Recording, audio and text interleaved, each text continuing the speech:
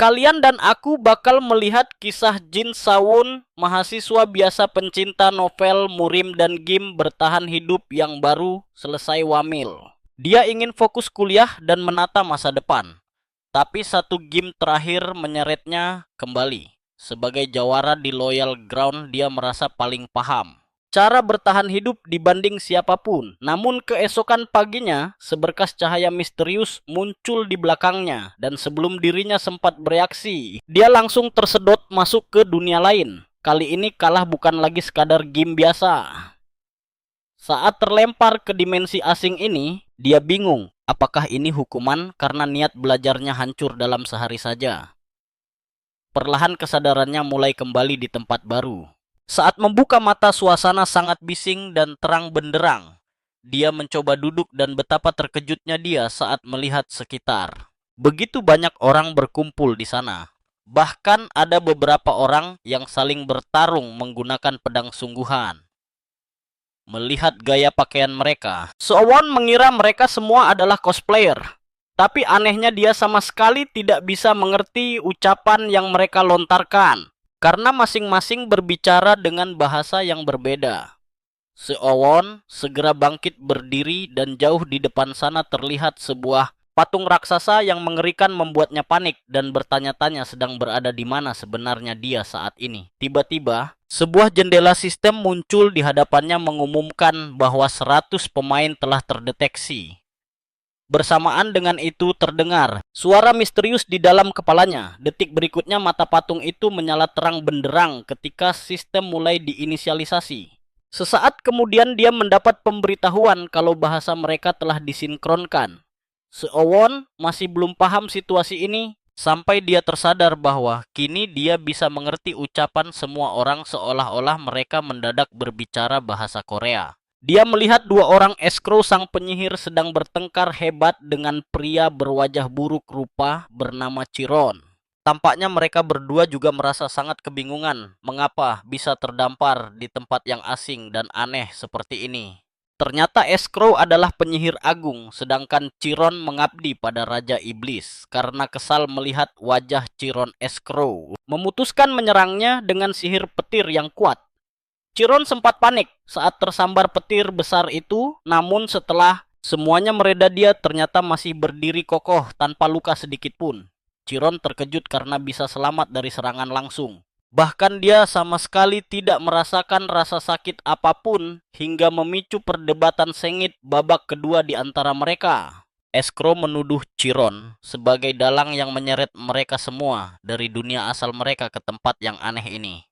Namun Chiron sendiri sama bingungnya menyaksikan kekacauan yang terjadi tepat di depannya Sowon. Sadar ini bukan mimpi belaka. Kalian harus perhatikan ini, sistem tiba-tiba mengumumkan bahwa permainan akan segera dimulai dengan tingkat kesulitan yang diatur kemudah. Mereka semua ditargetkan untuk menembus 90 besar dan peta yang terpilih adalah wilayah ibu kota kerajaan.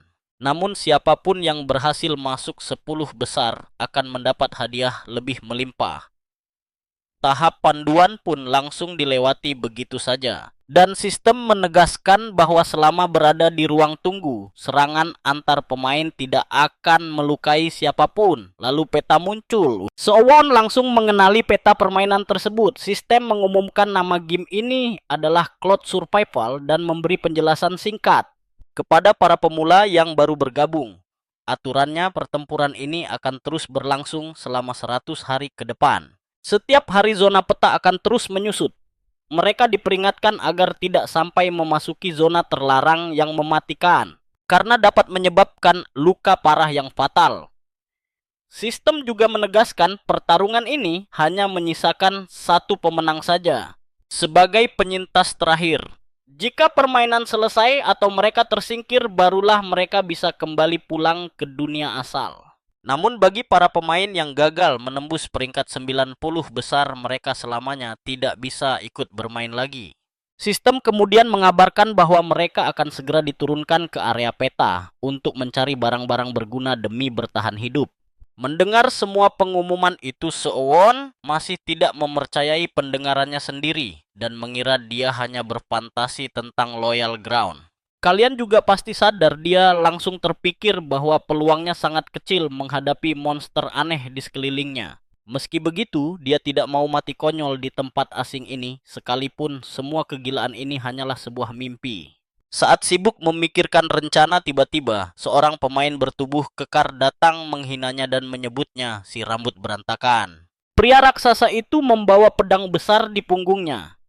Dia membentak Seowon karena terus melihat ke arahnya dengan aneh. Dia menanyakan asal Seowon, namun kebisuan sang tokoh utama justru membuat emosi pria berotot itu makin memuncak. Dia kembali berteriak menuntut jawaban. Tapi begitu menyadari permainan akan dimulai dalam 3 detik, Seowon justru tersenyum.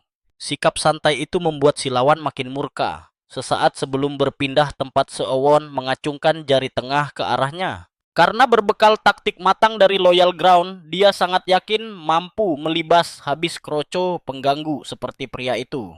Sebelum si raksasa sempat merespons, permainan pun resmi dimulai dan tubuh mereka semua langsung meluncur bebas di udara. Seowon memperhatikan para musuh mendarat di wilayah yang penuh pasokan barang. Namun karena tahu betapa berbahayanya tempat itu, dia memilih mendarat di pinggiran yang sunyi demi keamanan, dan mari kita saksikan kemana taktik hebat ini menuntunnya. Mari kita mulai petualangan mendebarkan ini bersama-sama saat dia meluncur bebas dan mendarat tepat di depan rumah sunyi.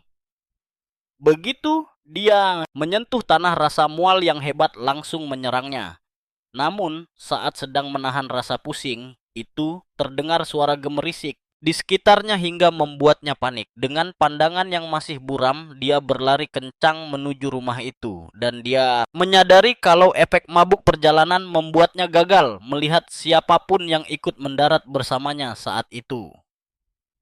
Shawon pun melesat masuk ke rumah tersebut. Dia tahu tamatlah riwayatnya jika bertemu musuh tanpa memegang senjata apapun saat ini. Seowon akhirnya berhasil masuk ke sebuah ruangan lalu duduk santai untuk mengatur napasnya kembali yang terengah-engah. Dia mulai bertanya-tanya apakah pria yang dia provokasi tadi mengikutinya ke sini.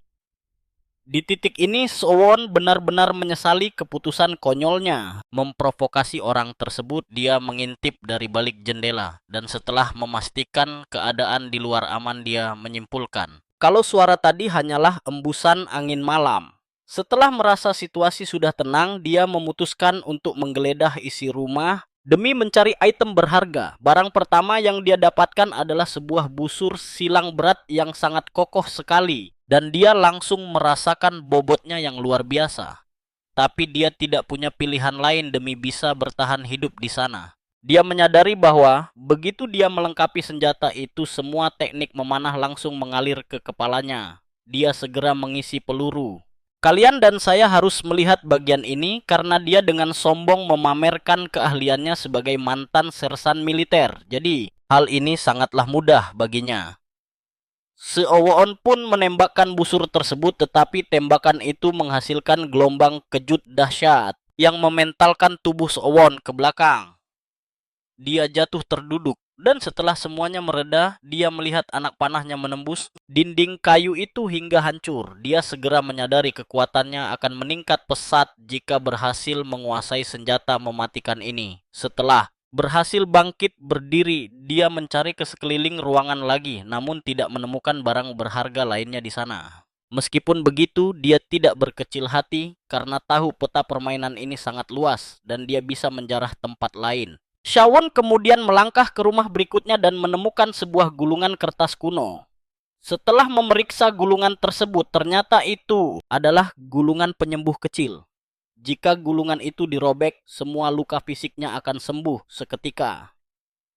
Seowon sangat terkejut dan memutuskan mengumpulkan lebih banyak item pemulihan. Seowon berharap bisa segera menemukan tas penyimpanan agar lebih mudah membawa barangnya. Tepat saat itu, dia melihat sebuah buku di sudut ruangan dan segera mengambilnya. Ternyata itu adalah kitab seni bela diri legendaris bernama Telapak Chi Bintang Hitam. Aliran bela diri ini memungkinkan penggunanya meluncurkan senjata rahasia langsung dari ujung jari. Sistem kemudian menawarkan pilihan untuk mempelajarinya, dan Xiaon langsung setuju sambil berharap akan ada semacam panduan praktis. Saya tahu apa yang kalian pikirkan. Apakah ada panduan? Tiba-tiba seberkas cahaya terang menyelimutinya dan buku itu menyerap ke tubuhnya. Dia langsung mencobanya dengan mengambil sebilah garpu lalu melemparkannya ke arah dinding. Menakjubkan, garpu itu melesat sangat cepat dan menghantam tembok hingga menyisakan retakan besar. Sioon tersenyum lebar karena baru saja menguasai seni bela diri kuno secara instan lewat buku-buku yang berserakan.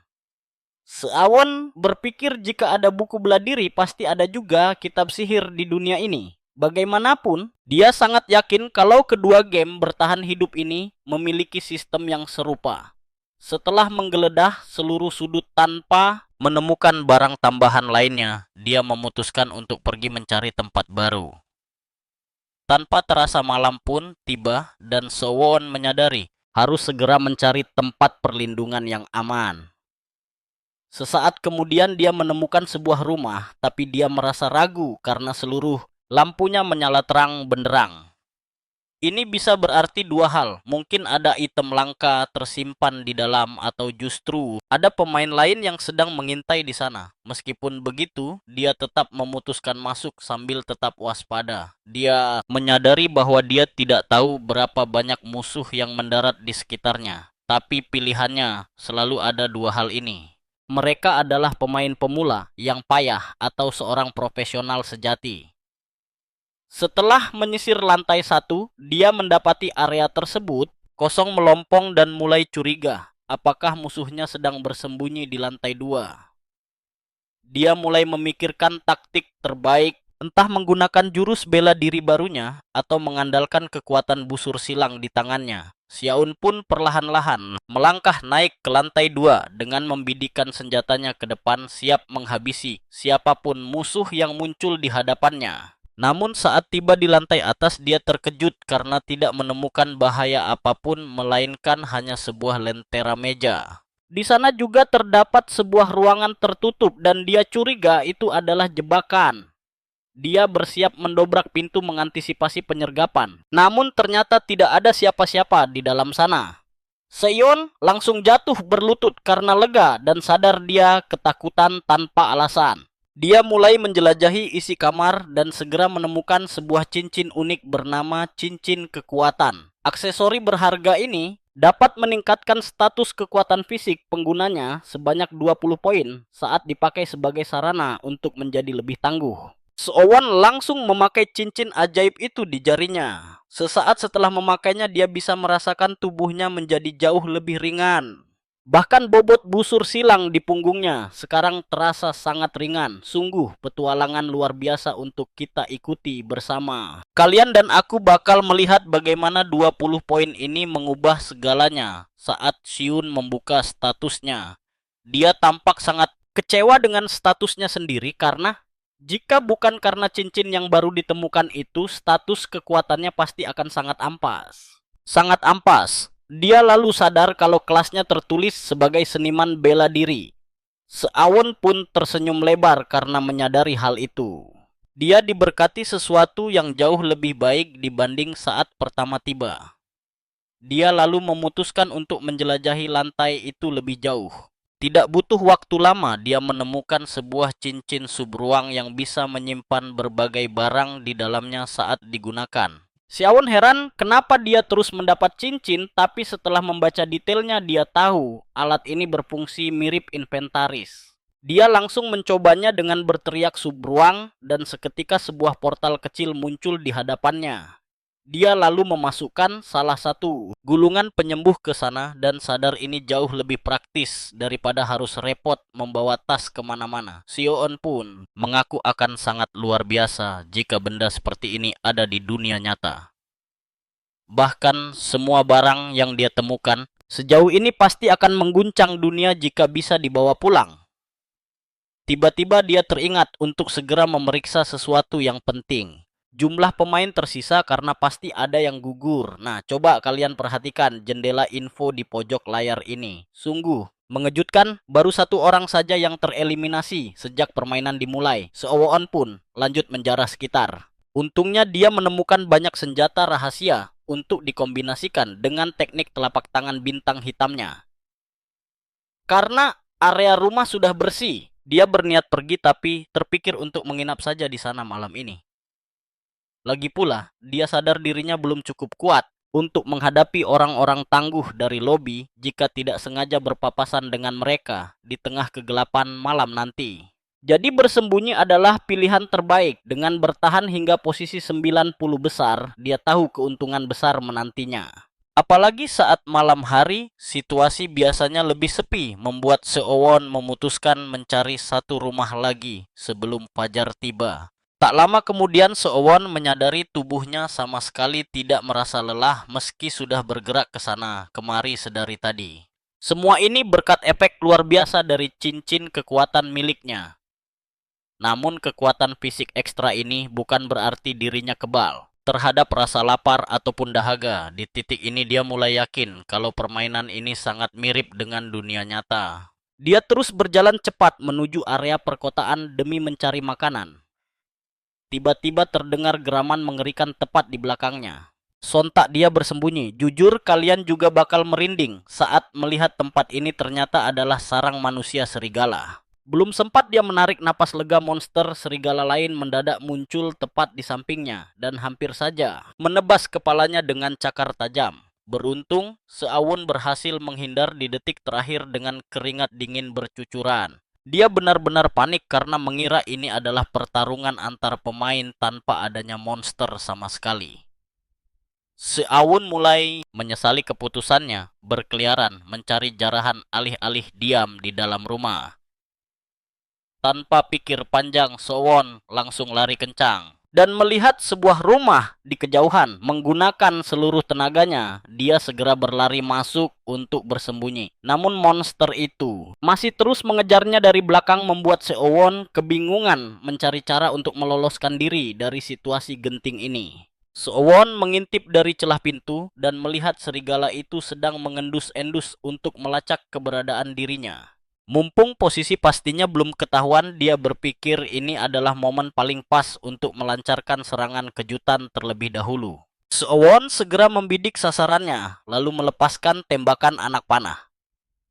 Anak panah itu melesat sangat cepat dan menghantam dada monster itu hingga terkapar kesakitan di tanah. Dengan satu musuh tumbang, Seowon mulai memutar otak untuk mengalahkan serigala kedua yang tersisa. Namun semua rencana matangnya hancur berantakan saat serigala terakhir itu mendadak menerobos masuk menyerangnya secara brutal. Untungnya Seowon berhasil menghindar dengan melompat mundur sambil terus mengarahkan busur silangnya ke arah serigala tersebut. Dia menembak tapi monster itu menepisnya dengan tangan lalu menerjang maju. Seketika memori hidup Seowon terlintas di pikirannya. Enggan menyerah begitu saja, dia merogoh cincin subruang untuk mengambil sebuah senjata rahasia saat monster itu semakin mendekat. Dia langsung melempar pisau belati itu menggunakan teknik tapak bintang hitam. Pisau melesat menembus dada sang serigala, menghancurkan organ dalamnya hingga tewas seketika. Seowon pun dengan sombongnya sesumbar kalau dia tidak akan mati semudah ini. Padahal meski bergaya layaknya petarung papan atas, Seowon sebenarnya sangat gemetar karena hampir saja mati di tangan monster. Dia merasa sangat beruntung telah menyimpan belati lempar sebelumnya karena akan sangat memalukan jika kalah dari monster itu. Sesaat kemudian dia menyadari sesuatu yang menarik, bahwa pertarungan barusan ternyata menghasilkan barang yang bisa dijarah. Jasad serigala tersebut menjatuhkan beberapa barang jarahan. Sayangnya dia merasa sangat kecewa setelah melihat isinya yang hanya berupa air dan dendeng. Dia kesal karena makanan semacam itu sangat mudah didapatkan di alam liar. Namun dia tetap memeriksa area sekitar dan menemukan pelindung dada yang tergeletak. Dia penasaran apakah fungsinya mirip rompi anti peluru di dunia nyata. Sean pun mencobanya tapi ternyata kebesaran. Nah, mari kita tunggu kelanjutan nasibnya yang semakin seru di video berikutnya. Yuk ikuti petualangan ini. Zirahnya langsung terpasang pas di badan. Sistem lalu ngasih tahu kalau itu zirah orikal tingkat tinggi. Pelindung dada ini ngasih dia ketahanan terhadap sihir api dan angin. Jelas aja Seowon kelihatan sangat puas. Soalnya Zira ini menaikkan lebih dari 2 statusnya. Karena makin bersemangat dia mutusin buat nyari barang keren lain di sekitar. Siapa tahu ada benda menarik lain yang bisa dia temukan. Setelah lama mencari dan hampir menyerah, dia akhirnya menemukan sebuah jubah. Dia nggak tahu fungsi benda ini, tapi pas dicoba, ternyata itu adalah jubah malam. Begitu jubah ini dia pakai dan penggunanya berdiam diri di dalam kegelapan, dia bakal langsung menyatu dengan sekitar. Selama dia bersembunyi seperti ini, dia tidak akan terdeteksi oleh sihir dan semua suaranya bakal hilang total. Seowon langsung tersenyum karena ini adalah barang yang sangat langka. Artinya dia bisa dengan mudah menghindari siapapun di malam hari. Seowon langsung sadar kalau jubah ini adalah item terbaik untuk menjaga dirinya tetap hidup. Dia sempat bingung kenapa ada rumah kosong di tengah hutan begini, tapi ternyata tempat ini menyimpan jarahan tingkat tinggi. Seowon pun merasa kalau Dewi Keberuntungan sedang berpihak padanya di hari kedua ini. Dia pun lanjut berjalan, tapi lama-kelamaan dia heran kenapa belum ketemu satu orang pun. Dia sempat berpikir kalau itu karena lokasi pendaratannya yang acak. Tapi kalian denger nggak? Tiba-tiba ada suara napas ngos-ngosan seorang pemain dari kejauhan. Pemain itu tampak berlari sambil bergumam penuh penyesalan. Dia bilang harusnya punya peluang selamat kalau saja menggunakan itemnya tepat waktu. Seowon pun langsung bersembunyi. Untungnya, berkat jubah malamnya orang itu lewat begitu saja tanpa menyadari keberadaannya sambil terus mengoceh tentang bagaimana dia tidak pernah menyangka bakal bertemu penyihir kuat di luar sana. Seowon sendiri sudah terpikir untuk menghabisinya menggunakan busur silangnya karena orang itu kelihatan lemah. Dia sempat ragu tapi langsung sadar kalau ini cuma dunia game dan musuhnya bukan manusia asli. Belum sempat dia bertindak, sekelebat api membara, melesat menembus pepohonan dan langsung menghantam orang tersebut hingga tewas terpanggang. Begitu tubuhnya lenyap, sebuah peti harta karun tertinggal di sana karena tidak ada jasad, melainkan hanya sebuah peti Seowon. Semakin yakin kalau ini memang dunia game. Dia juga menduga kalau peti tersebut berisi semua item milik korban tadi. Masalahnya dia bahkan tidak tahu dari mana arah serangan mematikan itu berasal. Belum juga dia selesai menganalisis situasi, sang penyerang tiba-tiba muncul tepat di depannya sambil memegang bola api yang membara. Seowon hampir saja berteriak karena sangat terkejut, tapi untungnya dia langsung membungkam mulutnya sendiri. Dia sangat bersyukur karena musuhnya lewat begitu saja tanpa menyadari keberadaannya. Orang itu lalu mendekati peti untuk menjarah, dan Seowon pun mulai berpikir kalau dia bisa jadi sasaran berikutnya. Sadar nggak sih, di dunia kejam begini, orang-orang bakal saling bantai cuman demi mendapatkan peringkat yang lebih tinggi. Karena itulah, daripada diam menunggu maut, dia memilih untuk menyerang duluan. Seowon pun melepaskan anak panah ke arah musuh, tapi sayangnya tertahan oleh pelindung gaib. Penyihir itu pun langsung sadar kalau dirinya sedang diserang dan dia mulai panik karena menyadari pertempuran ini sudah menimbulkan kegaduhan yang terlalu besar. Seowon kembali menembak dan serangannya lagi-lagi membentur pelindung itu. Penyihir itu makin panik karena tidak bisa melihat sosok penyerangnya sama sekali. Bisa berabe kalau pelindungnya sampai hancur. Dia pun nekat menembakkan bola api ke arah asal tembakan Seowon, menghancurkan area sekitarnya. Tapi dugaannya salah total karena tiba-tiba anak panah lain melesat cepat dari arah belakangnya. Serangan ini sukses menghancurkan pelindungnya berkeping-keping, membuatnya panik luar biasa dan langsung melemparkan bola api ke segala arah. Tiba-tiba, sebuah belati melesat tepat ke kepalanya, menembus otaknya hingga dia langsung roboh ke tanah dengan bersimbah keringat. Seowon sadar kalau dia baru saja menang dan langsung mendekati peti korban. Dia tahu kalau dia harus cepat-cepat menjarah lalu segera pergi dari tempat itu. Pasalnya bakal gawat kalau sampai ada orang lain yang melihat ledakan api tadi. Seowon mulai memeriksa isi peti sang penyihir dan mengambil beberapa item secara acak. Di sana dia menemukan kalung escrow yang konon terbuat dari emas murni. Kalung ini adalah simbol resmi kalau penggunanya merupakan anggota perkumpulan penyihir escrow. Seowon menganggapnya cuma barang sampah tanpa efek status apapun, tapi tetap menyimpannya untuk jaga-jaga. Tak lama dia menemukan benda lain, yaitu batu lingkaran. Item ini memungkinkan penggunanya mengukir lingkaran sihir di jantung mereka agar bisa menggunakan mana dan mempelajari sihir dari lingkaran tersebut.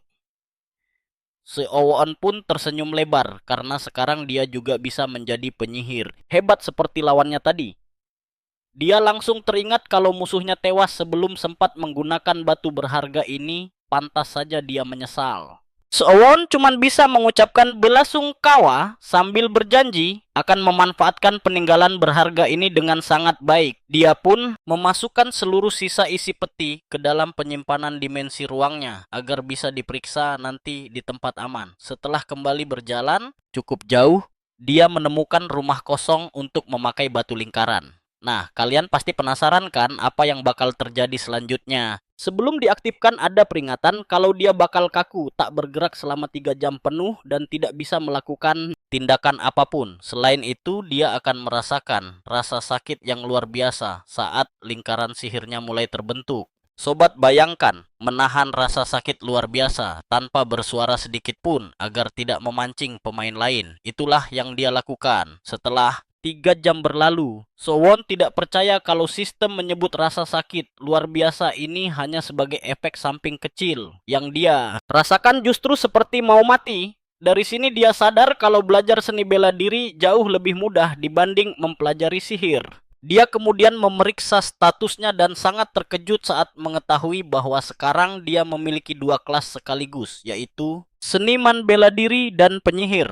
Karena 2 orang sebelumnya sudah mati, dia memutuskan untuk memeriksa kembali jumlah pemain yang tersisa. Dia mengira jumlahnya masih banyak, namun dia sangat terkejut melihat angka penyintas yang ternyata menyusut drastis menjadi 45. Saat memeriksa daftar eliminasi, dia menyadari sebagian besar pemain tewas di tangan satu orang yang sama, Nam Saguang. Beberapa jam sebelumnya, Nam yang berwajah polos seperti anak-anak terlihat membantai para pemain lain seolah mereka bukan apa-apa. Dia sengaja menarik perhatian semua orang dengan cara menghabisi korban-korbannya secara keji. Sementara itu memasuki hari ketiga, Seowon mulai panik melihat banyaknya korban yang berguguran. Dia sangat berharap tidak akan berpapasan dengan Nam Saguang. Jika sampai bertemu, dia pasti akan mati. Namun di sisi lain, ini bisa menjadi peluang baginya untuk masuk 10 besar. Kita semua tahu persaingan ini gila, dan sekarang dia penasaran hadiah epik apa yang menanti para penghuni 10 besar. Sesuai janji di awal permainan tebakan, terbaiknya adalah uang atau barang langka. Tapi dia juga memikirkan kemungkinan lain, yaitu kemungkinan bahwa semua kemampuan dan barang dari dunia game ini bisa dibawa dan digunakan di dunia nyata. Dia segera menepis pikiran itu karena ada pembunuh berantai di luar sana. Lagi pula, dia merasa terlalu cepat berangan-angan. Seowon memeriksa kondisi tubuhnya dan merasakan ada aliran kekuatan yang jauh lebih besar bergerak aktif di dalam dirinya. Dia menerka apakah itu energi mana, lalu teringat pada sebuah buku sihir yang sempat dia rampas kemarin. Buku itu berisi sihir bola angin. Sebuah mantra yang mampu menciptakan bola-bola energi padat dari pusaran angin. Jumlah bola angin yang tercipta akan bertambah kuat seiring meningkatnya kapasitas energinya. Seowon pun langsung mempelajari teknik tersebut. Sama seperti buku bela diri sebelumnya, semua pengetahuan langsung mengalir ke kepalanya. Setelah menguasainya, dia langsung merapal mantranya. Namun sayang sekali bola angin yang muncul ternyata sangat kecil dan tidak sesuai dengan harapannya selama ini. Dengan kesal dia melempar bola-bola itu ke dinding. Tanpa diduga, hantaman tersebut justru menghasilkan kerusakan yang luar biasa. Di saat itulah dia sadar bahwa sihir ini jauh lebih mematikan dari penampilannya dan pasti akan sangat berguna nanti. Tiba-tiba saja rasa lelah yang hebat menyerangnya. Panel status menunjukkan bahwa dia telah menghabiskan seluruh poin energinya. Kehabisan mana memang melelahkan. Tak lama kemudian zona terlarang muncul di peta dan area aman pun mulai menyusut perlahan. Sobat kalian pasti tahu rencananya sekarang dia akan mencari barang sambil tetap bertahan di tepi batas aman. Logikanya kemungkinan bertemu musuh akan berkurang drastis karena setengah dari total peserta di area ini telah tewas. Meski begitu, dia harus bergerak cepat menjarah sebelum wilayah aman semakin menyempit dan menjepit posisinya saat ini. Tanpa disadari, seorang kakek berambut putih sedang mengawasinya. 12 jam kemudian dia menemukan sekelompok rumah kosong. Di sana berserakan peti milik para pemain yang tewas. Tiba-tiba dia merasakan kehadiran seseorang dan langsung menyerang ke arahnya. Serangan bola anginnya langsung menghancurkan tempat itu. Ketika diperiksa lebih dekat, dia melihat bercak darah segar di lantai. Ini berarti ada lawan yang terluka di sekitar sini. Dia yakin orang tersebut sangat kuat karena bisa bertahan sejauh ini. Sempat terlintas di pikirannya untuk menghabisi target yang terluka itu, namun dia memilih mundur demi mengutamakan keselamatannya sendiri. Setelah dia pergi, pria yang bersembunyi di balik dinding akhirnya keluar dengan napas lega karena lolos dari maut. Dia sangat bersyukur karena keputusannya untuk bersembunyi telah menyelamatkan nyawanya. Pemain itu kemudian melangkah keluar dari sana.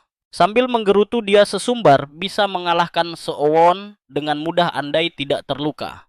Dia lalu mendekati peti untuk menjarah. Namun baru saja tangannya hendak meraih barang jarahan, sebilah anak panah melesat cepat dan langsung menembus kepalanya. Tubuhnya ambruk seketika ke tanah tanpa sempat melawan. Rupanya pelaku penyerangan mendadak itu tidak lain adalah Seowon sendiri. Sejak awal, dia hanya berpura-pura pergi dan bersembunyi dengan sangat rapi menanti umpan tersebut keluar dari tempatnya. Di saat dia sedang merasa bangga dengan taktiknya, tiba-tiba sosok kakek berambut putih muncul tepat di belakangnya. Kakek itu memuji keahliannya yang seketika membuat Seowon panik setengah mati karena menyadari dirinya telah lengah. Tapi sang kakek memintanya untuk santai saja karena dia hanya ingin mengajukan beberapa pertanyaan sederhana kepadanya. Dengan was-was, Seowon balik bertanya siapa dia sebenarnya. Kakek itu hanya menjawab santai bahwa mereka berasal dari dunia berbeda. Mendengar jawaban yang mengejutkan itu, Seowon hanya bisa tertawa canggung untuk menyembunyikan rasa takutnya. Dan percayalah kalian, dan saya pasti tahu kalau kakek misterius ini jauh lebih berbahaya dibanding musuh-musuh sebelumnya. Coba deh kalian bayangkan, Seowon tiba-tiba ditanya si kakek misterius apakah dia pernah ikut game seperti ini sebelumnya. Kakek itu menjawab sudah mengamatinya sejak lama dan melihat adaptasinya yang sangat cepat. Jadi dia sangat yakin kalau Seo tahu semua ini tidak nyata. Hal ini membuat Seo cemas karena si kakek ternyata diam-diam mengawasinya sejak lama tanpa ia sadari. Seo akhirnya mengaku ini pertama kalinya dia masuk ke dunia game. Tapi dia pernah memainkan game yang mirip di dunia asalnya sendiri. Si kakek pun merasa sangat tertarik mendengarnya, lalu bertanya apakah game itu mirip dengan yang sedang mereka mainkan sekarang. Di saat yang sama, si kakek juga tahu pasti bahwa mereka berasal dari dunia yang berbeda jika melihat penampilannya. Tiba-tiba saja si kakek menyadari hari mulai gelap, lalu Seowon memberitahu bahwa ini sudah hari ketiga. Si kakek pun langsung bertanya, apakah bulan di dunia asal Seowon sebesar bulan di dunia game ini? Tetapi Seowon menjawab bulan di sini jauh lebih besar. Si kakek lalu meminta Seowon menjelaskan game dari dunianya. Namun Seowon mengingatkan bahwa tempat ini bukanlah tempat yang aman karena mereka bisa saja disergap musuh dengan mudah. Karena obrolan ini tampaknya akan sangat panjang, si kakek mengajak pergi ke tempat lain.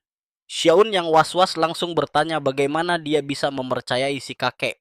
Kakek itu mengabaikan pertanyaannya dan langsung mencengkeramnya erat, menyuruhnya diam karena dia tahu betul konsekuensi mengerikannya jika bersuara. Sebelum Seowon menyadari apa yang sedang terjadi, kakek tua itu ternyata sudah terbang tinggi ke udara sambil membawanya.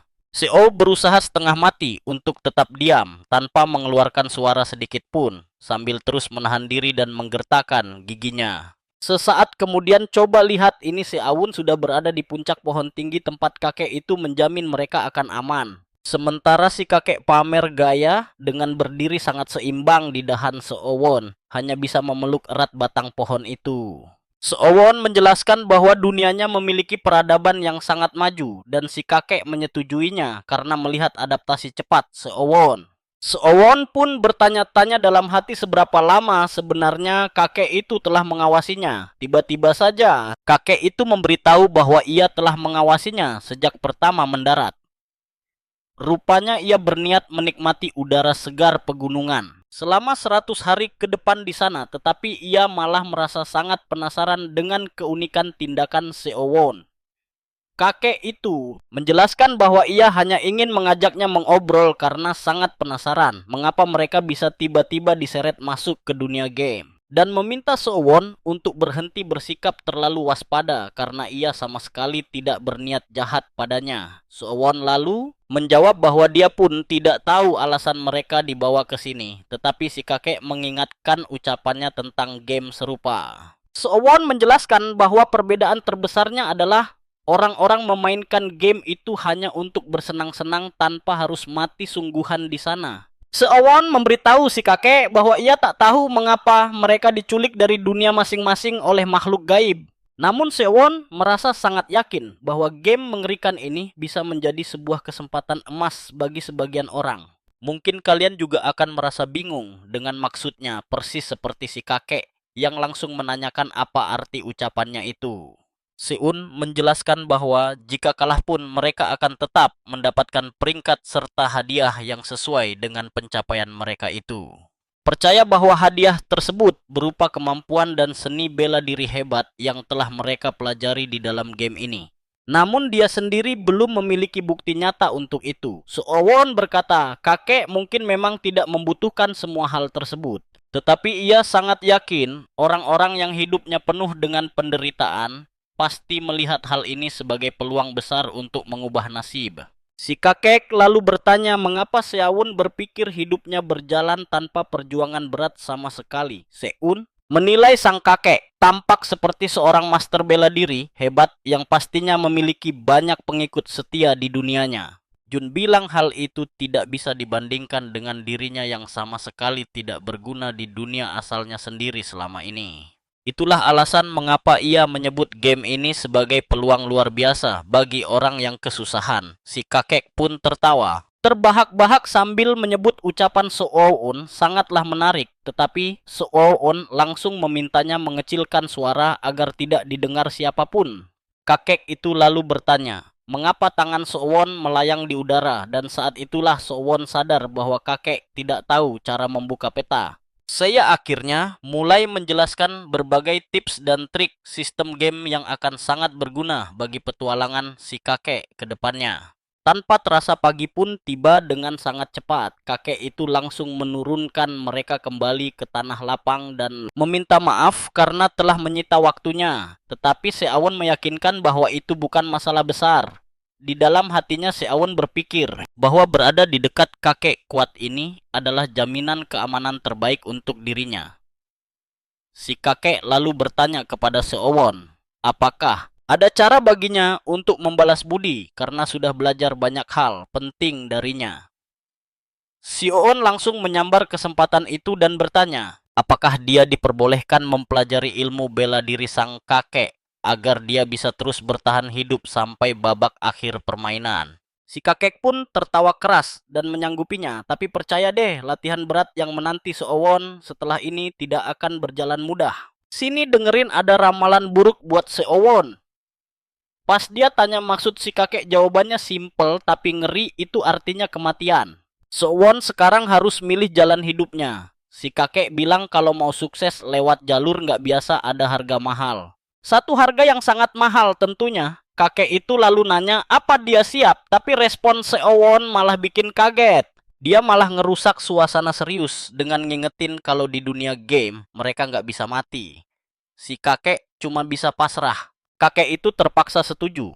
Tapi karena aturan game ini dia sadar metode rahasia super ekstrem yang dia punya bisa dipakai. Seowon langsung nanya gimana cara cepat buat jadi kuat. Si kakek bilang seenggaknya metode ini sangat layak buat dicoba. Dengan penuh semangat Seowon nanya apa yang harus dia lakuin. Tapi si kakek mau ngecek dulu energi dalamnya. Kakek itu lalu megang kepala Seowon buat ngerasain energinya. Tapi sedetik kemudian ekspresi si kakek langsung berubah kecewa. Energi dalam cowok ini sedikit banget. Kakek itu bahkan bilang kalau energi Sowon lebih kecil dibanding anjing peliharaannya. Mendengar itu, Sowon bingung dan ngingetin kalau di dunianya emang gak ada yang namanya ilmu bela diri atau tenaga dalam. Si kakek masih gak habis pikir sama keanehan ini. Akhirnya dia cuma bisa nyuruh Sowon buat duduk bersila dulu. Nah, perhatikan bagian ini. Sebelum mulai si kakek ngasih peringatan keras kalau proses ini bakal terasa sangat menyiksa. Dia bakal ngerasain rasa sakit yang luar biasa sampai rasanya mau mati. Tapi di saat bersamaan dia nggak akan bisa bergerak. Sowon nanya apa yang harus dia lakuin saat itu terjadi. Si kakek cuman bilang tahan aja karena kalau gagal dia mati.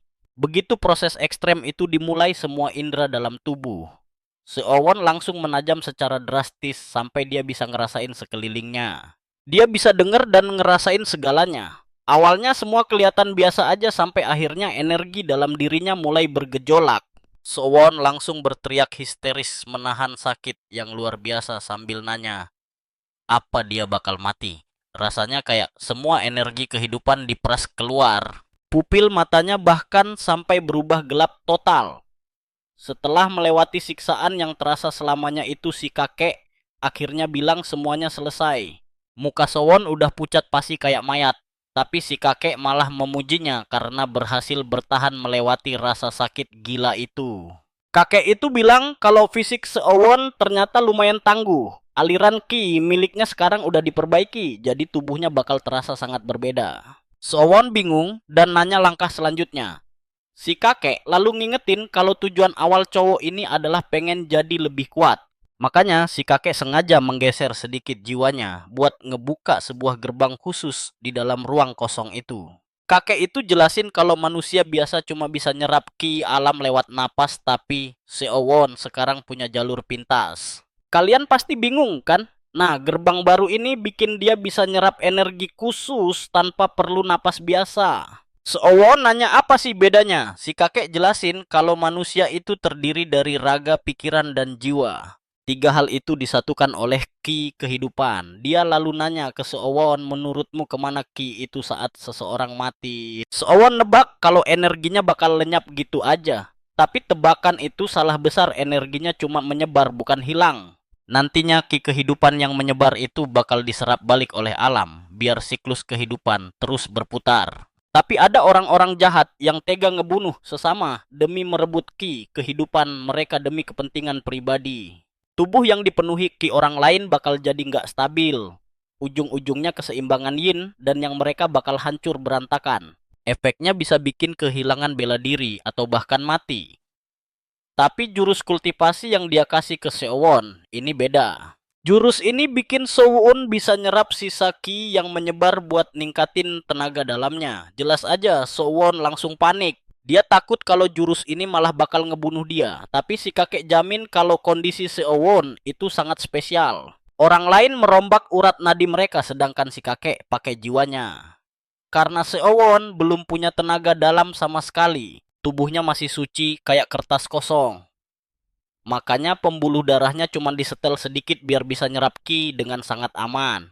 Kakek itu nanya apa? Sowon tahu kenapa dia dikasih jurus terlarang dari dunia Jungwan ini. Sowon pun menjawab, semua ini gara-gara setelan gamenya. Si kakek memuji intuisi tajam Sowon yang bisa langsung paham dengan sangat cepat.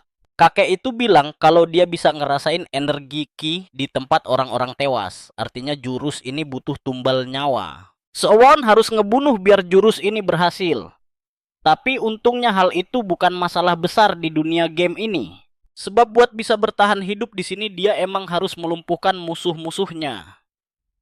Kakek yakin kekuatan Sowon bakal melesat tinggi. Dalam waktu 100 hari levelnya pasti udah tinggi banget. Kini saatnya mereka berpisah dan si kakek pamit pergi. Dia berharap mereka bisa ketemu lagi nanti.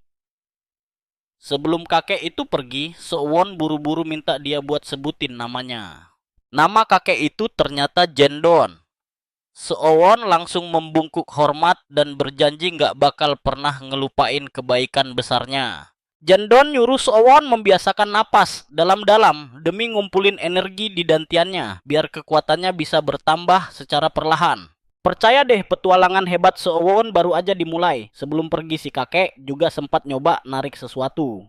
Kalian dan saya bakal melihat bagaimana Seowon memakai peta itu sebelum Dun berpamitan dan berjanji akan bertemu dengannya lagi nanti. Begitu ada kesempatan, Doon langsung melompat jauh ke tempat yang sangat tinggi lalu menghilang tanpa jejak seolah dia tidak pernah ada. Seowon terpaku heran dan langsung menyadari betapa hebatnya jika dia bisa menguasai trik luar biasa dari pria itu agar bisa bepergian dengan sangat mudah. Tanpa membuang waktu lagi, Seowon akhirnya memutuskan untuk segera bergerak menuju ke wilayah pinggiran zona aman sesuai dengan rencana awalnya. Setelah berjalan kaki seharian penuh, dia pun tiba di tujuan membuktikan betapa luasnya peta permainan ini, lalu menemukan sebuah rumah misterius. Karena lampunya menyala terang, dia tahu hanya ada dua kemungkinan, entah rumah itu kosong tanpa penghuni atau ada pemain pemula di dalamnya. Pemain baru itu pasti tidak tahu cara mematikan lampu, tapi bagaimanapun juga, Seowon terpaksa harus masuk ke dalam rumah tersebut untuk memeriksa. Setelah mencari sekian lama, dia hanya menemukan barang-barang biasa, seperti gulungan penyembuh dan dendeng, tanpa ada barang berharga tinggi. Seowon kemudian teringat kalau kemarin dia sama sekali belum beristirahat karena terlalu sibuk mengobrol panjang lebar dengan kakek tua itu. Dia memutuskan untuk langsung tidur menyelimuti tubuhnya, memakai jubah hitam, lalu tertidur lelap tanpa menyadari bahwa dia telah tertidur terlalu lama. Hari kelima pun tiba dan Seowon tiba-tiba terbangun setelah mendengar suara langkah kaki pemain asing yang sedang menjarah isi rumah. Dia panik, setengah mati menyadari matahari sudah terbit tinggi sementara dirinya masih terlelap nyaman lalu dengan sigap langsung menyambar senjatanya. Kalian perhatikan baik-baik bagian ini saat pemain misterius itu melangkah masuk. Seowon langsung melepaskan tembakan anak panah ke arahnya. Namun musuhnya bergerak sangat cepat dan berhasil menebas anak panah itu membuat Seowon terkejut melihat sosok petarung tangguh di hadapannya. Siapa sangka dia justru berpapasan dengan seorang seniman bela diri yang sangat ahli, memaksa Seowon segera meraba ruang penyimpanannya sendiri.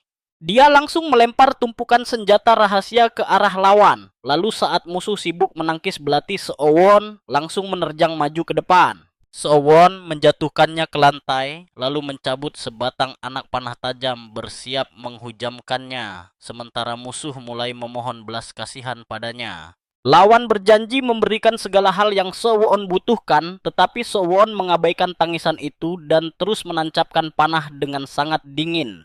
Anak panah itu menembus kepala sang musuh hingga tewas seketika lalu setelah peti jarahan muncul.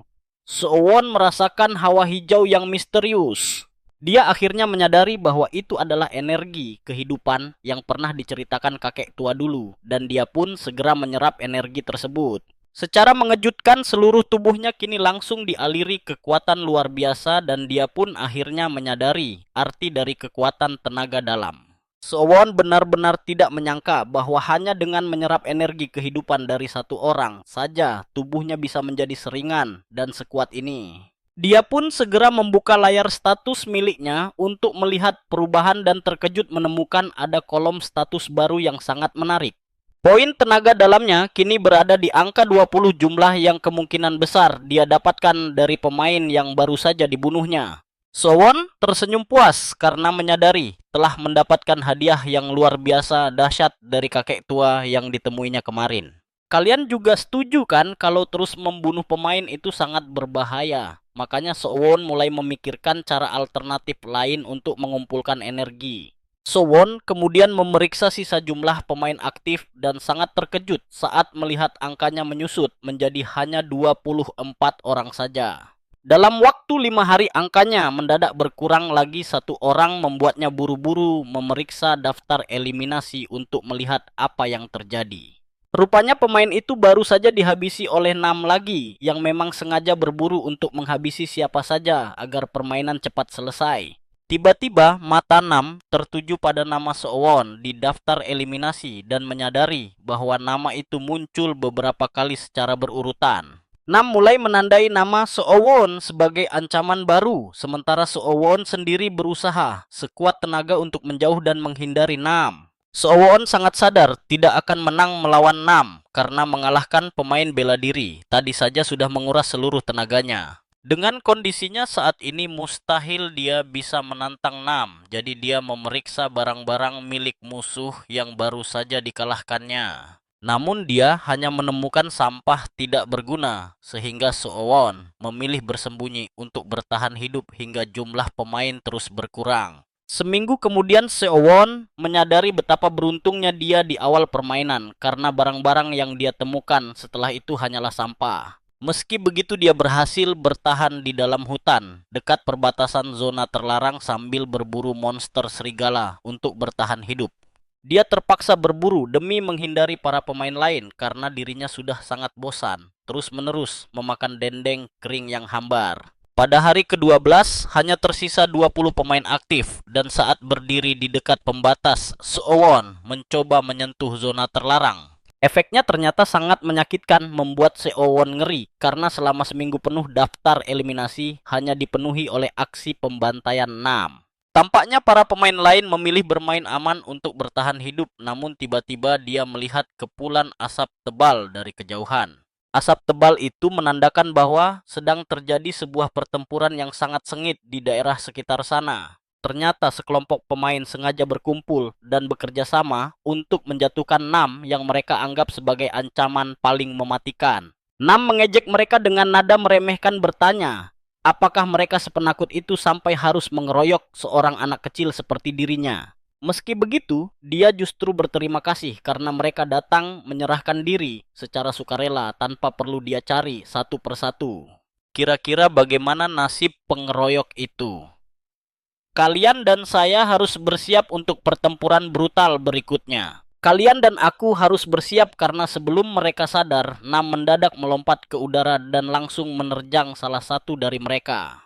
Dia menghantam kepala orang itu dan langsung membunuhnya seketika. Detik berikutnya musuh lain tewas mengubah pertarungan ini menjadi sangat tidak seimbang. Pembantaian sepihak terjadi saat Nam menghabisi mereka satu demi satu. Di sini Seowon sadar bahwa Nam pasti akan memenangkan permainan ini. Kecuali jika ada kejadian luar biasa.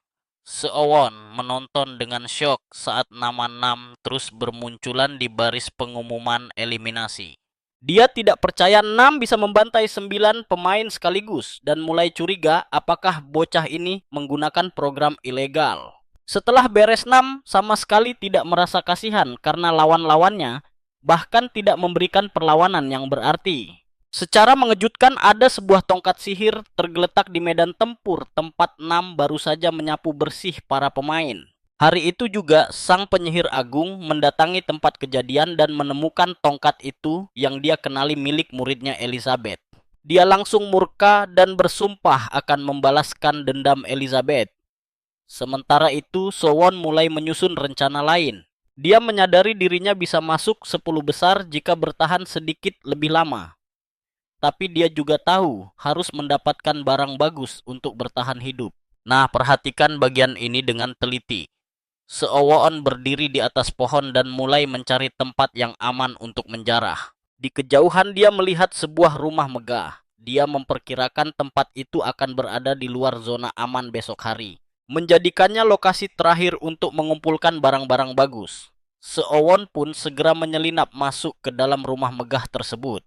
Dia sangat terpukau dengan segala kemewahan di dalamnya. Dia menemukan zirah pelindung kerajaan namun memutuskan melewatkannya karena terlalu berat. Tapi dia sangat yakin masih ada harta karun lain yang tersembunyi di sini. Jadi dia terus melangkah menjelajah. Sesaat kemudian dia menemukan eliksir penambah energi dalam, namun butuh waktu 3 jam penuh untuk mengonsumsinya. Sowon sangat gembira karena kini dia bisa meningkatkan energi dalam tanpa perlu menyerap energi kehidupan. Penjarahan pun berlanjut. Dia menemukan barang bagus lainnya seperti buku panduan bela diri. Sayangnya ramuan tadi belum bisa dia gunakan sekarang. Dia harus diam mematung selama 3 jam untuk menyerapnya. Lalu dia menemukan sebuah ruang bawah tanah yang mencurigakan. Kalian juga pasti terkejut saat tiba-tiba seluruh rumah terguncang ledakan dahsyat yang memaksa Seowon segera melarikan diri. Dia melompat sejauh mungkin dan bersembunyi di balik semak-semak sambil bertanya-tanya apa yang sebenarnya sedang terjadi. Dia sangat yakin tidak ada yang mengikutinya. Tiba-tiba dia melihat sang penyihir agung berdiri gagah di kejauhan. Ternyata ledakan tadi ditujukan kepada Nam Saguang. Penyihir itu memuji Nam karena berhasil selamat dari serangannya. Nam malah membalas dengan ancaman akan menghajarnya habis-habisan. Tanpa mereka sadari, Seo-won terus mengintai dari balik bayangan. Dia tidak menyangka bahwa Nam yang membantai 90% pemain ternyata hanyalah seorang anak kecil biasa. Escrow melayang di udara mengangkat tongkat sihirnya lalu menyambar Nam dengan petir raksasa yang untungnya bisa dihindari. Escrow berteriak menantang menyuruh Nam untuk berhenti menghindar dan menghadapinya langsung seperti saat melawan Elizabeth dahulu. Meski berhasil menghindar, Nam sadar bahwa Escrow bukanlah lawan sembarangan karena kekuatannya terasa begitu menekan jiwanya. Nam belum pernah melihat petarung sekuat ini bahkan di Jongyuan sekalipun. Jujur saja sihir lawan sempat membuatnya merinding. Escrow kemudian merapal badai petir lain yang jauh lebih mematikan untuk segera mengakhiri riwayat bocah tangguh itu. Melihat kilatan petir menyambar lurus ke arahnya, Nam tahu dia akan tewas jika sampai terkena serangan tersebut. Dia melompat menerjang Escrow demi menebasnya, namun perisai pelindung sang penyihir terlalu kuat hingga mementalkan tubuh Nam. Tapi ternyata itu hanyalah ilusi semata.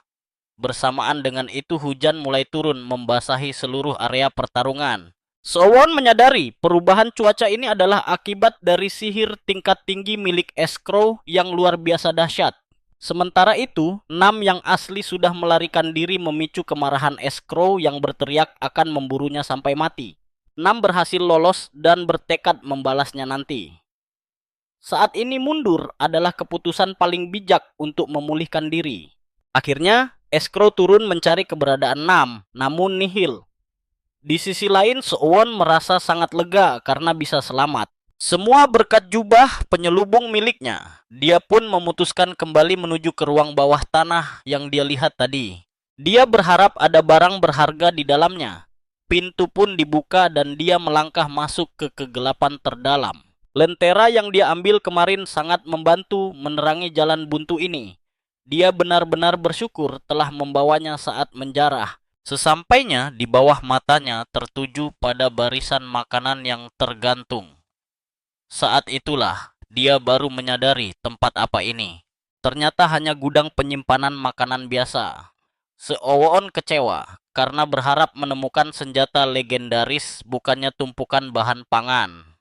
Tapi dipikir-pikir lagi, selama ini dia hanya bertahan hidup dengan memakan dendeng kering yang hambar rasanya. 1 jam berlalu, Seo-won tampak tersenyum puas setelah melahap hidangan lezat. Perut kenyang membuat energinya pulih kembali.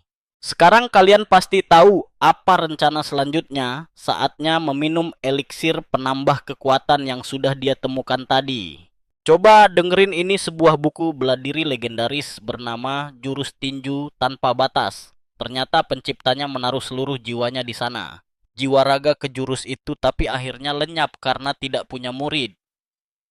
Seo-won tidak terlalu kagum, tapi menurutnya ini masih jauh lebih baik daripada tidak sama sekali. Dia memutuskan meminum ramuan eliksir itu dulu dan memikirkan sisanya nanti. Begitu menenggak ramuan itu, Sawun langsung berteriak kesakitan karena dantian miliknya mendadak dipenuhi oleh energi dalam yang sangat besar. Dia sadar energi yang diserap sebelumnya tidak ada apa-apanya dibanding kekuatan dahsyat yang sekarang mengalir deras di tubuhnya. Dia merasa gerakannya mulai kaku, yang berarti dia tidak akan bisa bergerak selama 3 jam penuh persis seperti kata sistem.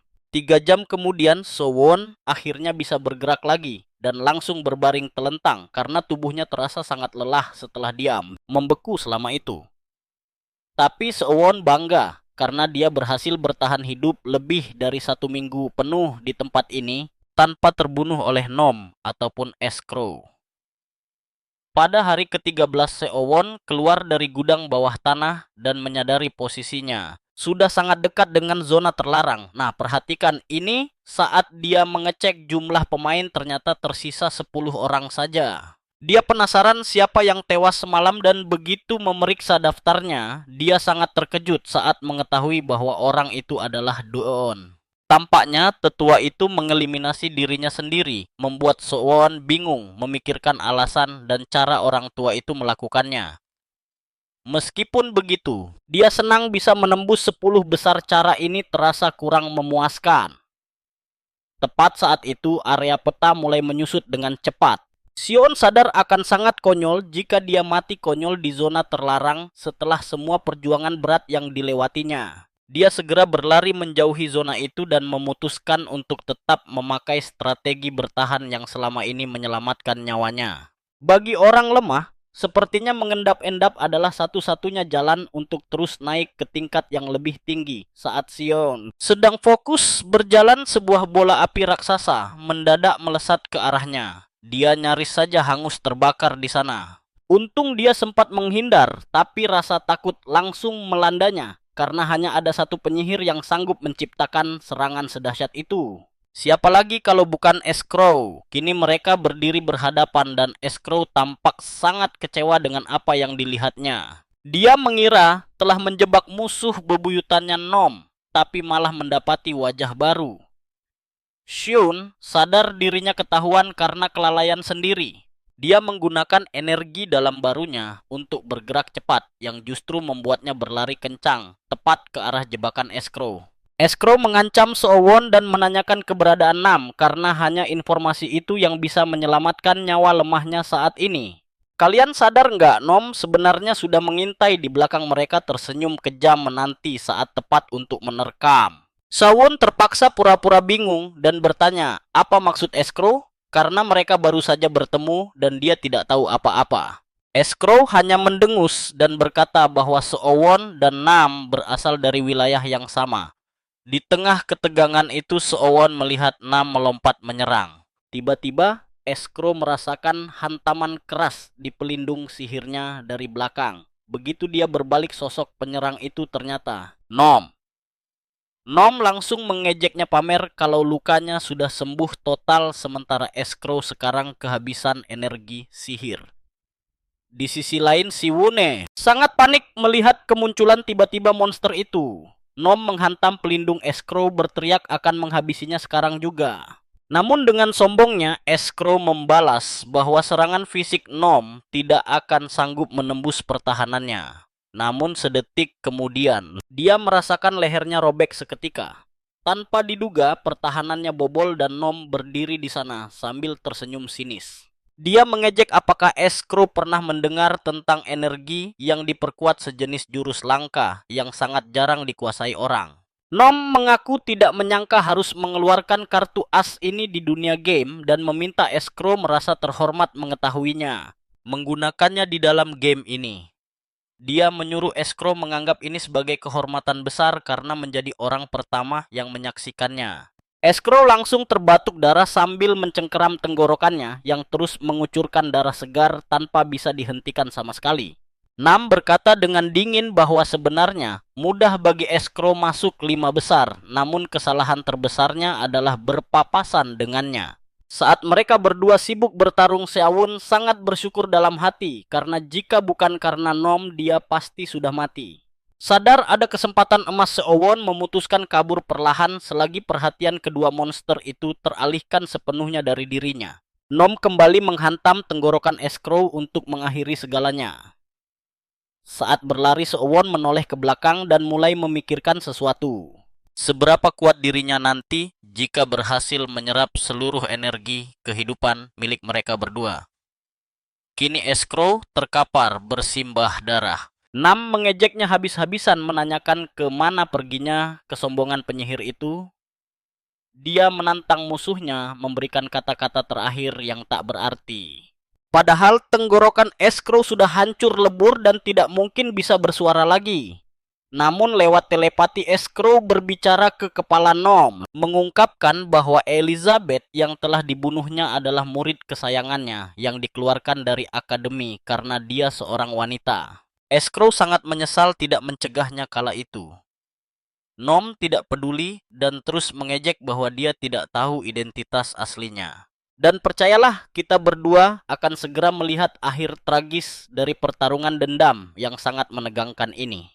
Dia terus beralasan tidak tahu kalau Elizabeth itu perempuan, tapi Escrow langsung memberitahu bahwa hari ini akhirnya tiba. Kalian dan aku bakal melihat mulut kotornya dibungkam.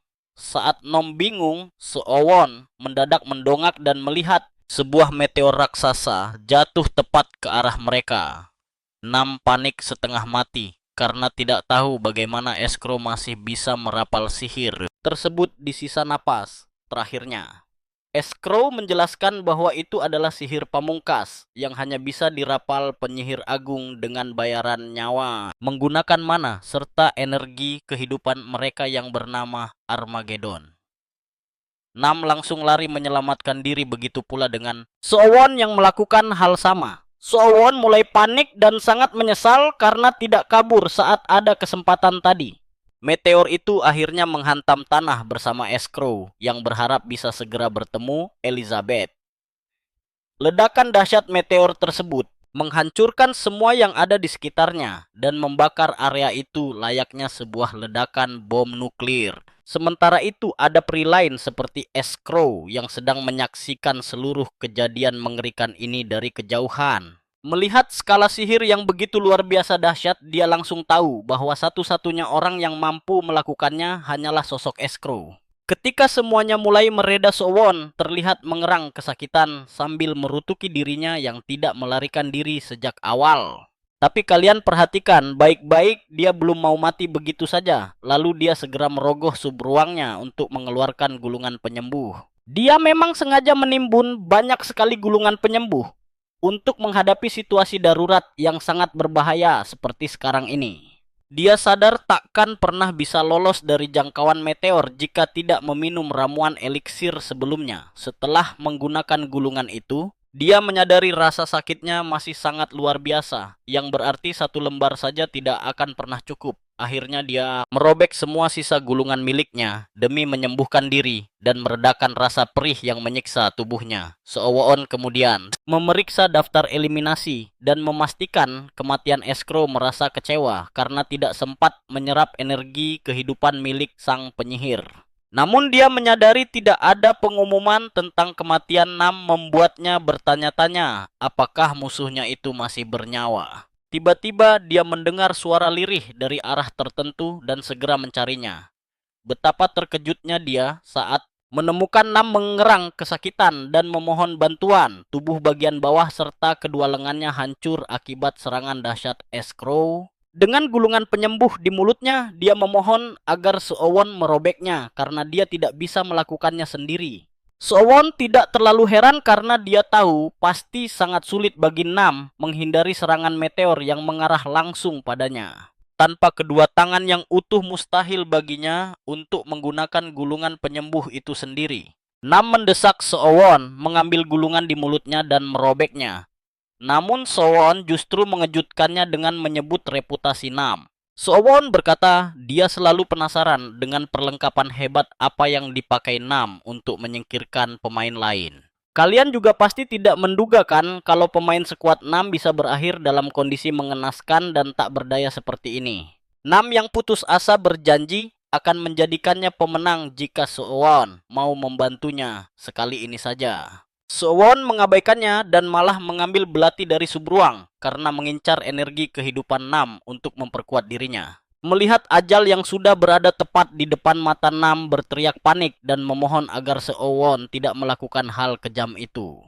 Seowon hanya tersenyum dingin lalu membisikkan namanya agar Nam tahu siapa sosok yang akan menghabisi nyawanya. Nam berteriak penuh amarah dan bersumpah tidak akan pernah melupakan perbuatan Seowon padanya sampai kapanpun. Namun Seowon segera mengakhiri segalanya dengan menancapkan belati tajamnya tepat ke kepala Nam tanpa ragu. Saat Nam mengembuskan napas terakhirnya, Seowon merasa sedikit bersalah karena wajah musuhnya tampak seperti anak-anak. Begitu Nam tewas, aliran energi kehidupan yang melimpah langsung meledak keluar hingga membuat Seowon terkejut setengah mati. Dia mulai menyerap energi tersebut dan menyamakan Nam dengan eliksir manusia. Di saat bersamaan, pemain lain mendapat notifikasi bahwa Seowon telah membunuh 6, menyisakan 8 pemain aktif. Sang pemanah peri melihat pengumuman ini dan menyadari bahwa para pemain kini bisa bergerak dengan bebas tanpa rasa takut setelah ancaman terbesar mereka akhirnya tewas. Seowon sendiri memutuskan untuk memeriksa barang bawaan 6 yang terjatuh, yakin energi barunya bisa mengalahkan siapa saja. Ketika dia membuka peti harta karun milik 6, dia langsung tercengang melihat tumpukan barang langka di dalamnya. Dia menemukan cincin Kaiser yang bisa meningkatkan kelincahan secara drastis, serta cincin penambah kekuatan fisik luar biasa. Ada juga cincin peningkat stamina hingga cincin khusus untuk menahan segala serangan sihir musuh. Sowon sampai tidak bisa berkata-kata saat memakai semua cincin itu, menyadari 6 hanya menimbun barang-barang terbaik. Dia heran bagaimana 6 berpura-pura tidak memiliki perlengkapan dewa, padahal sering menindas pemain lain di game. Setelah memakai cincin-cincin itu, Seowon terkejut melihat statusnya yang mendadak melonjak naik dengan sangat luar biasa. Dengan status gila ini kalian dan aku tahu dia sekarang punya peluang sangat besar untuk memenangkan permainan. Selain cincin, Seowon ternyata menemukan berbagai manual seni bela diri langka, meski belum bisa mempelajari satu pun. Yuk kita ikuti petualangan seru ini. Saat semua jurusnya masih terkunci, tiba-tiba dia merasakan kehadiran seseorang di dekatnya. Kehadiran seseorang di sekitarnya. Saat dia mencari-cari, tiba-tiba sebuah bola api menghantam punggungnya. Ternyata seorang penyihir licik muncul di belakang Seowon dan langsung mengejeknya karena lengah saat menjarah. Penyihir itu bilang Seowon cuma beruntung bisa mengalahkan Nom. Penyihir itu bahkan menghina wajah Seowon yang tampak bodoh, tapi luar biasanya serangan api tadi sama sekali tidak melukainya. Seowon dengan santai berbalik lalu bertanya siapa dia sebenarnya. Si penyihir langsung panik setengah mati melihat lawannya tanpa luka. Seowon malah mengejeknya dan berkata bahwa dia hanya melihat sekilas cahaya. Ternyata ketahanan sihir Seowon sudah mencapai 90 poin. Seowon mulai melangkah mendekatinya. Pria itu gemetar ketakutan dan berteriak histeris menyuruh Seowon agar tidak mendekat lagi. Dia mengancam akan melempar sihir api lain jika Seowon berani maju, tapi ancaman itu dianggap angin lalu oleh Seowon. Perhatikan bagian ini baik-baik. Penyihir itu menyerang lagi dengan ledakan dahsyat, tapi semua sihirnya tetap tidak mempan. Namun begitu Seowon berhasil mendekat dia, dengan sangat tenang mengaktifkan salah satu teknik bela diri barunya, tinju penembus. Pukulan keras mendarat tepat di dada si penyihir hingga membuat seluruh organ dalamnya terasa hancur berantakan seketika. Tubuh si penyihir terpental jauh dan baru berhenti setelah menabrak pohon. Seowon sendiri terkejut melihat kedahsyatan jurus barunya. Padahal dia sempat meremehkan teknik itu. Tampaknya kekuatan bela diri ini memang sangat bergantung pada jumlah energi dalam. Satu pukulan telak dari Seowon sudah cukup untuk menghabisi si penyihir, menyisakan hanya 7 pemain yang bertahan hidup. Seowon sadar penyihir biasa tidak akan bisa melukainya lagi karena tingkat ketahanan sihirnya kini sudah menyentuh angka 90. Dia menduga orang-orang yang sebelumnya bersembunyi karena takut pada Nom sekarang mulai keluar dan malam ini akan sangat panjang. Seowon pun langsung melompat ke dahan pohon bergerak lincah seperti daun berkat energi baru yang mengalir di tubuhnya. 1 jam kemudian dia bersembunyi di balik jubah penyamarannya ketika mendengar teriakan berisik seseorang yang memanggil namanya dengan lantang. Pria bermulut besar itu menantangnya bertarung secara jantan. Dia adalah Stanko, seorang pendekar pedang yang ingin membalas dendam temannya. Saat Stanko sibuk menyombongkan diri, sebutir anak panah tiba-tiba melesat ke arahnya, namun dia berhasil menangkis serangan tersebut. Dia langsung mencaci maki si penyerang misterius dan menyebut mereka pengecut karena berani menyerangnya secara sembunyi-sembunyi. Kalian pasti tahu apa yang terjadi selanjutnya. Dia melihat pemanah di pohon yang ternyata adalah sang peri legendaris Zurochana. Zurochana terkejut karena namanya dikenali, sedangkan Stanko menjelaskan bahwa sang peri adalah legenda yang sangat populer di kalangan tentara bayaran. Stanko kemudian menawarkan kesepakatan licik agar mereka bekerja sama untuk menghabisi Seowon terlebih dahulu sebelum bertarung satu sama lain. Zoro sempat terdiam sejenak memikirkan tawaran itu sebelum akhirnya melompat turun untuk menerima kerjasama yang diajukan. Stanko meyakinkan bahwa keputusan itu sangat tepat sambil memperkenalkan dirinya sebagai salah satu anggota serikat yang cukup ternama. Padahal di dalam hatinya, Stanko punya niat buruk karena menganggap Zoro hanyalah elf bodoh yang terlalu dibesar-besarkan reputasinya. Namun tiba-tiba Zoro mengucapkan sesuatu yang sangat aneh sambil menghitung mundur menggunakan jari-jari tangannya sendiri.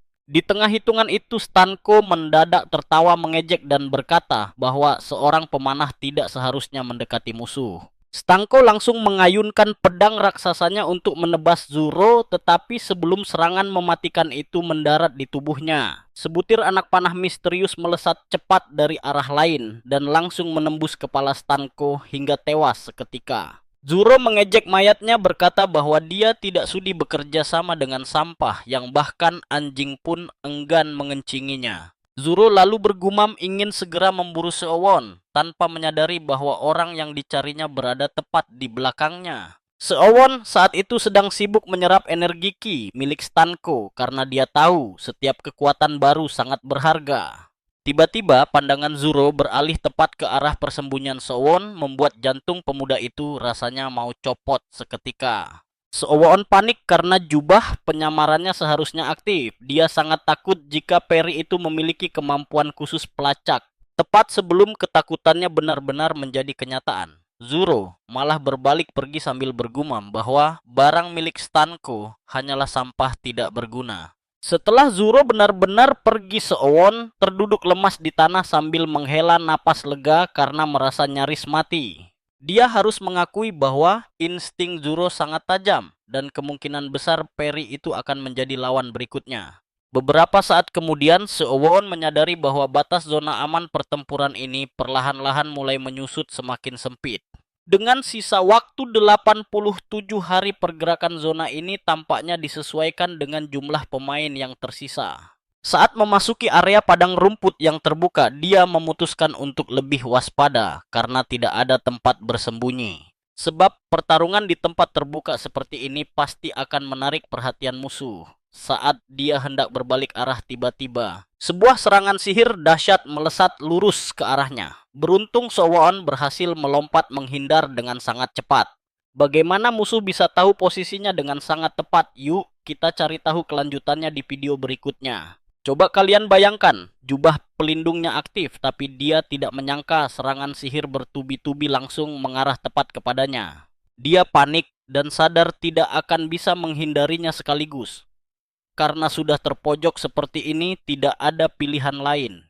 Dia memutuskan untuk menyerang balik. Menarik napas dalam-dalam, dia langsung melepaskan tinju penembus untuk menahan serangan mematikan itu. Seowon berhasil hancurkan serangan itu dan terkejut menyadari bahwa kekuatannya ternyata jauh melampaui apa yang dia bayangkan sebelumnya. Seowon melompat ke udara untuk melacak musuhnya. Dia mengamati sekeliling dan langsung menemukan pria itu bersembunyi di atas pohon. Sementara itu sang penyerang mulai panik karena dia telah menguras banyak mana dalam serangan bertenaga tinggi yang terakhir tadi. Sialnya dia gagal menghabisi Seowon. Tapi sebelum Seowon sempat membalas, tiba-tiba saja ada pemain lain yang muncul dari belakang. Pemain baru itu menusukkan pedang ke dadanya, membunuhnya seketika. Dia kemudian mengejek korban karena tidak menyisakan mana sama sekali. Katanya dia seharusnya menyisakan energi untuk sihir pendeteksi atau pelindung. Dasar ceroboh menggunakan semuanya hanya untuk satu serangan. Ternyata orang baru ini adalah pembunuh bayaran yang sangat ahli menyembunyikan jejaknya. Dan dengan tewasnya sang penyihir tadi, jumlah pemain kini menyusut menjadi 5 orang saja. Seowon resmi masuk 5 besar. Sang pembunuh langsung mengalihkan pandangannya. Dia memanggil nama Seowon. Jelas saja Seowon terkejut, namun sang pembunuh menganggapnya wajar karena Seowon adalah sosok yang terkenal. Dialah orang yang berhasil menyingkirkan musuh publik nomor 1 bernama Nam. Pembunuh itu memperingatkan bahwa pemain lain juga mengincarnya. Dia menyarankan Seowon menyerah saja tanpa perlawanan karena dia mengklaim tidak pernah sekalipun gagal menghabisi target yang diincarnya. Sekarang perhatikan baik-baik, pembunuh itu melesat cepat dengan dua sabitnya, sementara Seowon bersiap menahan serangan. Namun, pergerakan musuh luar biasa cepat, bahkan sebelum dia sempat berkedip, serangannya sudah mendarat. Tebasan kilat itu mengenai Seowon dalam sekejap. Sang pembunuh memujinya, mengatakan bahwa targetnya kali ini ternyata sangat tangguh. Tubuh Seowon seharusnya sudah terbelah dua. Seowon dalam hati membenarkan hal itu karena serangannya memang benar-benar mematikan.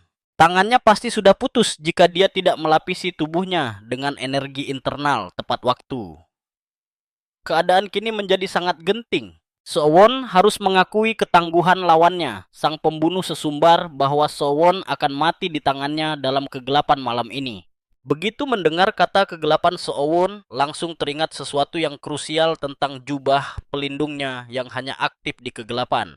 Pada saat yang sama, pembunuh itu tiba-tiba menghilang dari pandangan Seowon, memanfaatkan situasi gelap di sekitar mereka. Dia muncul tepat di belakang Seowon, namun sebelum senjatanya menebas, Seowon dengan cepat mengaktifkan jubahnya dan langsung menghilang. Pembunuh itu panik setengah mati dan berteriak mencari keberadaan Seowon. Seowon kemudian mengejek kemampuan menyelinap lawannya yang payah. Kalian pasti tahu apa yang terjadi selanjutnya. Keahlian menyelinap biasa jelas tidak ada apa-apanya dibanding keajaiban jubah legendaris ini. Seowon mendadak muncul di belakangnya dan memberikan tusukan yang sangat keras. Sang pembunuh mencoba mengelak dengan menuduhnya pengecut.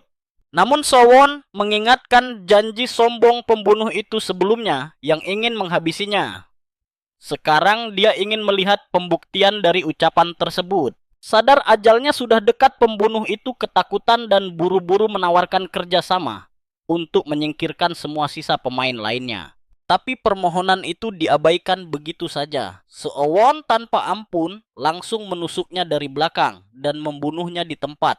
Dengan kematiannya, sisa pemain aktif berkurang menjadi 4 orang dan Seowon segera bergegas menyerap energi ki mereka. Dia juga berhasil mengamankan gulungan penyembuh yang dijatuhkan lawan. Proses penjarahan dilakukan sangat cepat agar dia bisa segera pergi. Di antara barang jarahan si pembunuh, Seowon menemukan buku panduan klon bayangan yang sangat langka dan berguna ini. Keahlian ini memungkinkan penggunanya menciptakan klon diri sendiri yang mampu bertarung secara nyata di dalam medan pertempuran. Jumlah klon tergantung pada sisa energi internal pengguna. Ketika sistem menawarkan untuk mempelajarinya, Seowon langsung menyetujuinya tanpa ragu. Seowon sangat bersyukur karena pembunuh itu tidak memahami energi internal. Jika musuhnya menguasai jurus ini, pertarungan tadi pasti akan rumit.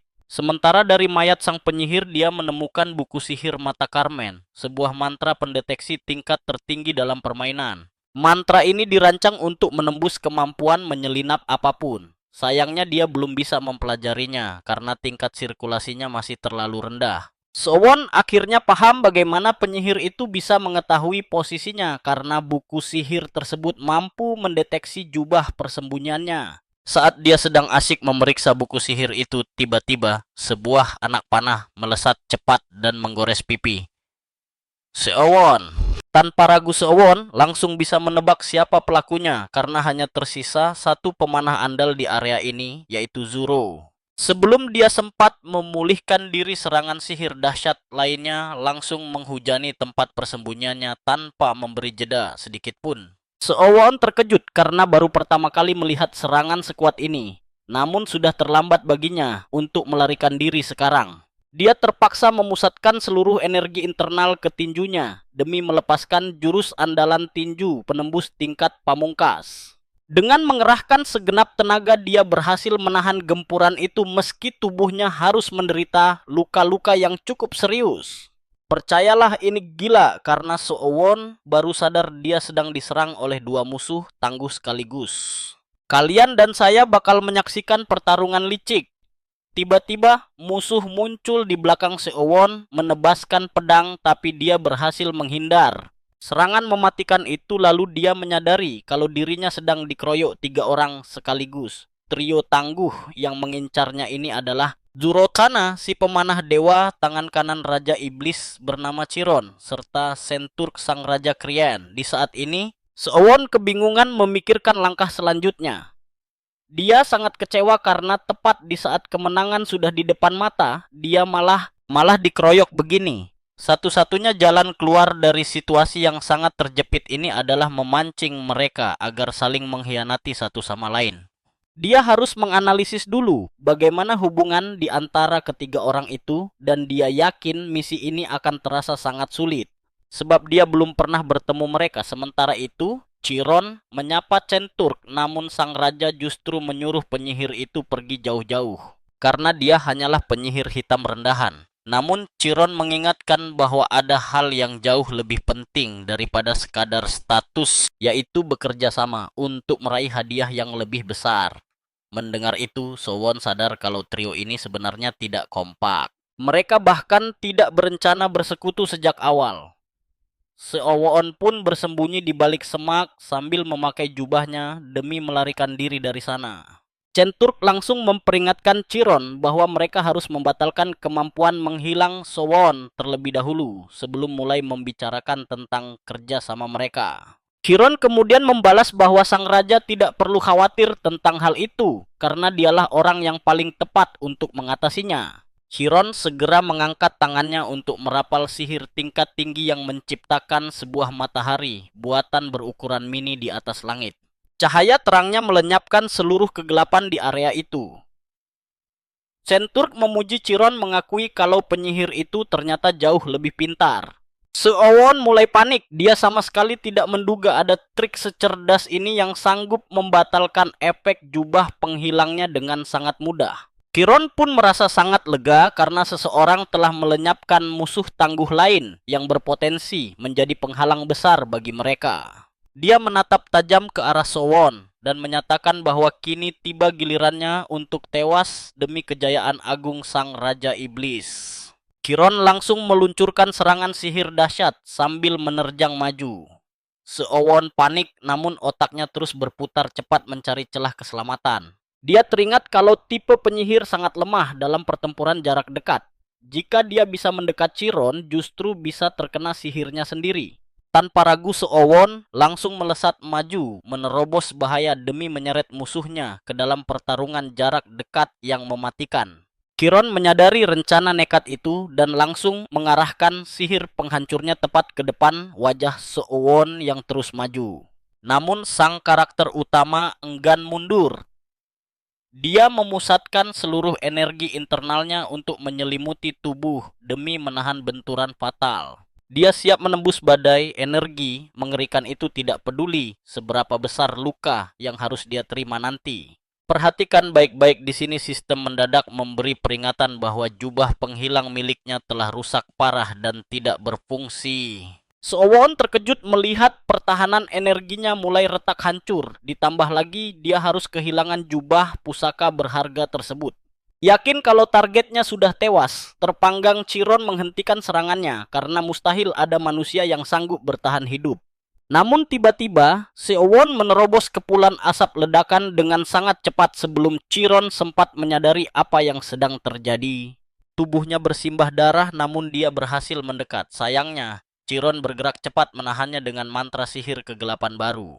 Puluhan tangan mayat hidup mencuat menjerat tubuh Seowon.